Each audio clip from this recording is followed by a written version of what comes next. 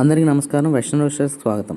చాలామంది నన్ను తరచుగా అడిగే క్వశ్చన్, అన్న హ్యాచబిలిటీ రేషియో ఎక్కువ ఉండట్లేదు, లేదా పుట్టిన పిల్ల అంత హెల్తీగా ఉండట్లేదు, మేము పుంజుకి లడ్డు పెడుతున్నాం, ఎగ్ పెడుతున్నాం, అయినా సరే ఇంప్రూవ్మెంట్ లేదని. సో నేను వాళ్ళకి చెప్పేది ఒకటండి, మీరు పుంజుని ఎంత బాగా చూసుకుంటున్నారో పెట్టలను కూడా అంతే బాగా చూసుకోవాలి. సో దీనికోసం నేను కొన్ని సంవత్సరాలుగా నేను ఇన్వెస్టిగేషన్ చేసుకుని పెద్దలను సంప్రదించి నేను కలుపుకున్న ఫార్ములా అండి ఇది. సో చాలామంది అయితే ఒడ్లు పెడతారు, లేకపోతే సోళ్ళు పెడతారు. సో వాళ్ళు నాకు చెప్పిన సజెషన్ ఏంటంటే, ఒడ్లు, సోళ్ళు, గంట్లు 3 సమపాలలో కలిపిన దానికి ఒక 10% మనం పెసలు కనుక యాడ్ చేసుకొని ఇదే ఫీడ్ని మనం పెట్టలకు కనుక అందించగలిగితే నాకు కంపల్సరీ హ్యాచింగ్ రేషియో పెరుగుతుందండి. నేను అది అబ్జర్వ్ చేశాను. అలాగే పుట్టిన పిల్ల కూడా చాలా హెల్తీగా ఉంటుంది. ఎవరైనా సరే ఇటువంటి ప్రాబ్లమ్తో ఫేస్ చేస్తుంటే ఒక్కసారి ఈ ఫార్ములా ట్రై చేసి చూడండి. కంపల్సరీ మీ హ్యాచింగ్ రేషియో పెరుగుతుంది. నెక్స్ట్ పుట్టిన పిల్ల కూడా చాలా క్వాలిటీగా ఉంటుంది.